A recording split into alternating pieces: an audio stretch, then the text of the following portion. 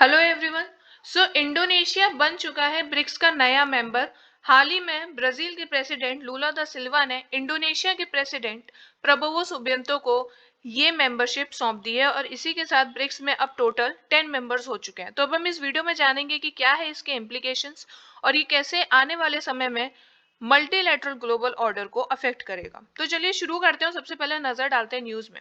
Brazil has announced the inclusion of Indonesia in BRICS as a full member. ये पहला south east Asian member है BRICS का।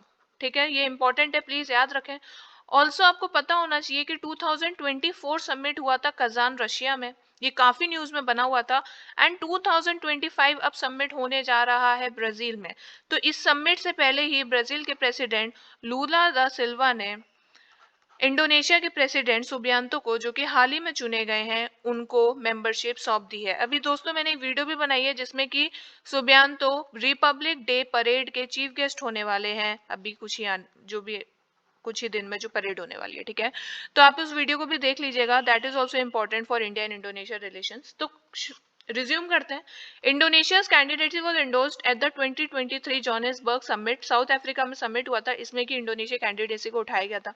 इसी के साथ इंडोनेशिया 10th मेंबर बन चुका है और अभी रिसेंट एक्सपेंशन हुए हैं 2024 में। Egypt, Ethiopia, Iran and UAE ने भी ज्वाइन किया था। तो इसी के साथ अब टोटल 10 मेंबर्स हो चुके हैं। जब शुरुआत हुई थी 4 थे, फिर साउथ अफ्रीका जुड़ गया, फिर उसके बाद 2024 में जुड़ गए और अब इंडोनेशिया। तो इसी के साथ अब डबल हो चुकी है मेंबरशिप, टोटल 10 हो चुके हैं। तो this is the news.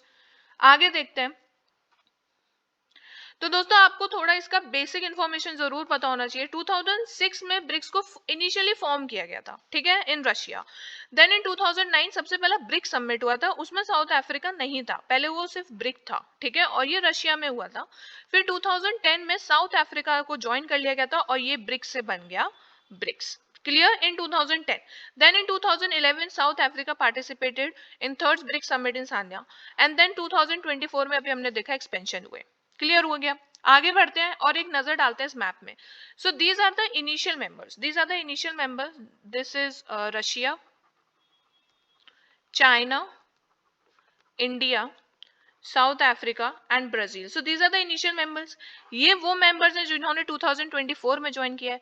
And this is Indonesia जिसने 2025, अभी ये लेटेस्ट मेंबर है। ठीक है, तो आप देख सकते हैं, और ये है यूएस। तो आप देख सकते हैं कि जो ब्रिक्स का एक्सपेंशन है that is more oriented towards the east of course, क्योंकि जो ब्रिक्स है वो एक तरीके से एक एंटी वेस्ट ब्लॉक है। ठीक है, ये एक एंटी वेस्ट ब्लॉक है जिसका पर्पस है एंटी इंपेरियलिस्ट पॉलिसीज। वो यूएस के बढ़ रहे इन्फ्लुएंस को डाइल्यूट करने के लिए ब्लॉक बनाया गया है, जिसमें कि रशिया और चाइना दोनों ही बहुत ही इंपॉर्टेंट रोल प्ले करते हैं। और अभी हमें जो एक्सपेंशन देखने के लिए मिला है, ये आने वाले समय में मल्टीलैटरल ग्लोबल वर्ल्ड को बहुत ही डिफरेंट वेज में अफेक्ट करने वाला है। चाइना एंड रशिया इन दोनों ने ही एक्सपेंशन को फेवर किया, क्योंकि वो जानते थे कि इस एक्सपेंशन के बाद यूएस के अगेंस्ट हमारा इनका जो भी स्टैंड है वो और ज्यादा स्ट्रांग हो जाएगा। ठीक है, उसके बाद इजिप्ट एंड यूथोपिया को ज्वाइन किया गया। इससे क्या होगा कि अफ्रीकन कॉन्टिनेंट की जो वॉइस है वो और ज्यादा स्ट्रांग होगी, वो ग्लोबली और ज्यादा हम इसे लोगों तक और अदर इंस्टीट्यूशंस तक पहुंचा सकेंगे। इसके बाद दोस्तों आपको पता होना चाहिए कि इजिप्ट है वो चाइना, रशिया एंड इंडिया, इन तीनों के साथ ही क्लोज टाइज मेंटेन करके रखता है। ठीक है, उसके बाद चाइना का एक बहुत इंपॉर्टेंट पर्पस है जो जिसके वजह से इसने यूथोपिया की कैंडिडेसी को फेवर किया, वो क्या है? चाइना यूथोपिया को BRI, अपने बेल्ट एंड रोड इनिशिएटिव का हब बनाना चाहता है। ठीक है, इसी वजह से चाइना ने यूथोपिया की कैंडिडेसी को भी सपोर्ट किया। So all you can see कि ये सारी कंट्रीज एक दूसरे के साथ मिलकर काम कर रही हैं। ठीक है, ये सब एक दूसरे के साथ मिलकर काम कर रही हैं, लेकिन अगर इसका फायदा है तो इसके चैलेंजेस भी हैं। अब इसके चैलेंजेस क्या हैं और हम इनसे कैसे डील कर सकते हैं, इसको हम आगे देखेंगे। लेकिन आपको मैप देखकर समझ आ रहा होगा कि जो ब्रिक्स का पर्पस है वो इसके एक्सपेंशन के साथ और ज्यादा स्ट्रांग होता जा रहा है। तो आगे बढ़ते हैं। ये है ब्रिक्स का एक ग्राफ। ठीक है, so basically this is the population and this is GDP. BRICS total world की टोटल पॉपुलेशन का अराउंड 41% रिप्रेजेंट कर रहा है। ठीक है, एंड जीडीपी का around 32%, which is a big deal, which is a very big deal. अब क्या होगा, इंडोनेशिया भी आ गया है, तो इंडोनेशिया के आने के बाद क्या होगा कि इसका पॉपुलेशन और जीडीपी ऑब्वियस सी बात है कि इंक्रीज होगा, ठीक है। तो इसका पॉपुलेशन शेयर इंडोनेशिया के आने के बाद अब अराउंड 44% हो चुका है, यानी कि हम कह सकते हैं कि around half of the world population is represented by the BRICS alone. Okay, so ये इसके स्टैंड को और भी स्ट्रॉन्ग कर देता है, एंड अराउंड 35% अब जीडीपी शेयर इसका बढ़ जाएगा इंडोनेशिया के इंक्लूजन के बाद, ठीक है। सो हम कह सकते हैं that more than 1/4 of the global population, sorry, one, so half of the global population will be represented by the BRICS, which is a very big deal, ठीक है। आगे देखते हैं, इसका इंपॉर्टेंस देखते हैं कि इंक्लूजन तो कर दिया इंडोनेशिया का, तो अब इसके क्या क्या इम्प्लीकेशंस होने वाले हैं आने वाले समय में। तो अभी हमने पढ़ा कि इंडोनेशिया पहला साउथ ईस्ट एशिया मेंबर है, ठीक है। तो ये क्या करेगा, ये जो इंक्लूजन है ये एशिया पैसिफिक रीजन में ब्लॉक का इन्फ्लुएंस और ज्यादा स्ट्रॉन्ग कर देगा, ठीक है। अभी हमने जैसे कि मैप में देखा, इस मैप में आप फिर से नजर डालिए, ये हमारा ये जो रीजन है ये और ज्यादा स्ट्रॉन्ग हो गया है with the inclusion of Indonesia, right. So it will enhance the influence of the bloc in the Asia Pacific region. Demographic dividend को ये स्ट्रेंथन करेगा। इंडोनेशिया में भी यूथ पॉपुलेशन है, ठीक है, इसमें भी यूथ पॉपुलेशन ज्यादा है। अभी हमने देखा कि almost half of the population of BRICS alone represent कर रहे हैं with the inclusion of BRICS, Indonesia in BRICS.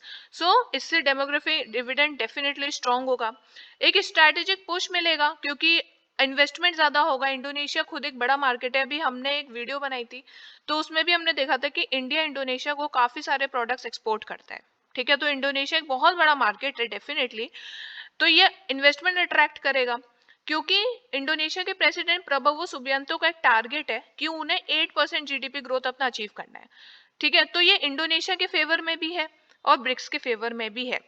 BRICS एक प्लेटफॉर्म प्रोवाइड करेगा for Indonesia to champion the interest of global south, ठीक है। वो इंडोनेशिया को एक एक्सपोजर देगा कि इंडोनेशिया भी, आपको पता होगा नैम आया था 1961 में, तो इसमें इंडिया के साथ साथ इंडोनेशिया भी लीडर था, ठीक है।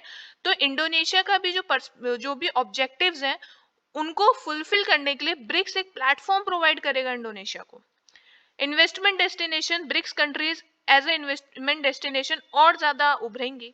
उसी के साथ साथ 2024 में इंडोनेशिया का ट्रेड ब्रिक्स नेशन के साथ अप्रोक्सीमेटली $150 बिलियन पहुंच चुका था।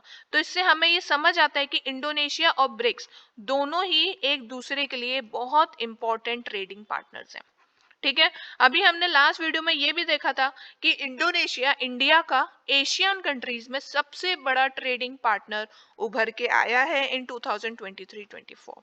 सो overall this is a relationship of mutualism, दोनों को बेनिफिट होगा। But again there are some challenges as well. Challenges क्या है, ऑफ कोर्स जब भी इतनी सारी कंट्रीज आपके पास आती हैं तो चैलेंजेस भी होते हैं। रीजनल पावर्स के बीच में टेंशन्स बढ़ सकते हैं, ठीक है, क्योंकि उनके सबके अपने पर्सनल कन्फ्लिक्ट्स भी चल रहे हैं, especially for those who are aligned with the US. India and US के रिलेशंस अच्छे हैं, ठीक है। अभी आज ही का ये न्यूज़ है कि यूएस में हो रहे स्वेरिंग इन सेरेमनी जिसमें कि ट्रम्प को नियुक्त किया जाएगा एज द प्रेसिडेंट, उसको अटेंड करने वाले हैं एस जयशंकर, उसको अटेंड करने वाले हैं एस जयशंकर 20 जैन को, ठीक है। तो इसमें कोई दो राय नहीं है कि India and US share a healthy relationship, right. तो अब लेकिन जो ब्लॉक है वो एंटी यूएस इन्फ्लुएंस रखता है, तो इसी के साथ साथ कुछ टेंशंस अराइज हो सकती हैं जिनके वेस्टर्न लेड कोलिजन्स हैं जो कि यूएस के साथ मिले हुए हैं, तो उनके उन कंट्रीज और जो नहीं है उन कंट्रीज के बीच में एक टेंशन अराइज हो सकती है, ठीक है। इंडोनेशिया जो है वो एक न्यूट्रल स्टांस मेंटेन करके रखता है इंडिया की तरह, क्योंकि ये भी एक नाम का लीडर रह चुका है। लेकिन अब क्योंकि इंडोनेशिया ने ब्लॉक को ज्वाइन कर लिया है तो ये एक डिफरेंट मैसेज भी स्प्रेड करता है। तो इसको बैलेंस आउट करने में अपने इस न्यूट्रल स्टांस को and also as the membership of the BRICS, ये इंडोनेशिया के लिए एक चैलेंज हो सकता है। Then South China Sea related disputes, South China Sea related disputes है बिटवीन चाइना एंड इंडोनेशिया, ठीक है। इसमें और भी कंट्रीज है, आपने सुना होगा, जैसे ब्रुनेई है, फिलीपींस है। तो इनके बीच में ना कन्फ्लिक्ट चलता रहता है आइलैंड्स को लेकर, कुछ कुछ टेरिटरीज को लेकर। तो वो डिस्प्यूट्स बढ़ सकते हैं क्योंकि अब ये दोनों एक ही ब्लॉक में आ गए हैं। हो सकता है कि इसकी वजह से मीटिंग्स डिले हो, उसकी वजह से डायलॉग्स कंप्लीट ना हो पाए। So there are the chances, but again इनको डील करना बहुत इंपॉर्टेंट है। Then aligning economic policies and interest. अब दोस्तों 10 कंट्रीज हैं तो सबके अपनी अपनी इकोनॉमिक पॉलिसीज होती है, अपने अपने इंटरेस्ट होते हैं। तो उनको एक ही प्लेटफॉर्म पे कैसे लाया जा सकता है, कैसे लाना चाहिए। अभी हमने देखा कि इंडोनेशिया का 8% जीडीपी ग्रोथ अचीव करने का टारगेट है। तो इसको कैसे अलाइन किया जाएगा, ये भी एक चैलेंज है। Logistical and institutional challenges in terms of decision making process. Again countries comes with the different interest, ठीक है। उनके कॉमन गोल्स होते हैं, उनका कॉमन एक इंटरेस्ट होता है, बट कुछ ऐसे भी इंटरेस्ट होते हैं जो कि अलाइन नहीं करते। तो इस केसेस में जो डिसीजन मेकिंग प्रोसेस होगा कि क्या करना है, क्या डिसीजन लेना है, किस कंट्री के साथ अलाइन करना है, ट्रेड एक्सेट्रा, इसमें चैलेंजेस देखने के लिए मिलेंगे। उसके बाद coordinating economic policies and diplomatic strategies, क्योंकि हर कंट्री एक कंट्री के साथ डिफरेंट डिप्लोमेटिक स्ट्रेटजी मेंटेन करके रखती है। तो उसको कोऑर्डिनेट करने में भी प्रॉब्लम आएगी। अब जैसे कि अभी आप रिसेंटली देख रहे होंगे, रशिया यूक्रेन वॉर चल रहा है, ठीक है, जिसको कंडेम करती हैं कंट्रीज। मिडिल ईस्ट में काफी क्राइसिस चलते रहते हैं, सिविल कन्फ्लिक्ट्स चलते रहते हैं, उसको भी कंट्रीज कंडेम करती है। तो उनका अपना अपना क्या स्टैंड है, तो उस चीज में कोऑर्डिनेट करने में, उसको अलाइन करने में एक चैलेंज क्रिएट होगा। So these are the challenges that this expansion might be facing in the future. अब इसका वे फॉरवर्ड क्या है कि आप म्यूचुअल कोऑर्डिनेशन करें, ठीक है। कंट्रीज का पर्सनल इंटरेस्ट और उनका जो कॉमन इंटरेस्ट है, इन दोनों को म्यूचुअली रिस्पेक्ट किया जाए और म्यूचुअली कोऑर्डिनेट किया जाए। कॉमन एरियाज को समझा जाए कि हमें इंपेरियलिस्ट पॉलिसीज के अगेंस्ट अपना स्टैंड हम रख रहे हैं, ठीक है। हम चाहते हैं कि ग्लोबल वर्ल्ड हो, उसमें पीस हो।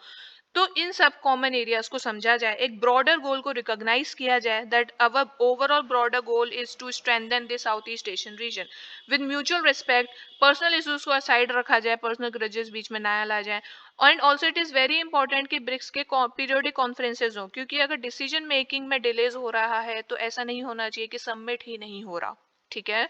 सो this is very important, periodic conferences हो and effective measures of course लिए जाएं, जिससे कि सभी कंट्रीज एक कॉमन प्लेटफॉर्म में अग्री कर सकें विदाउट कन्फ्लिक्ट्स।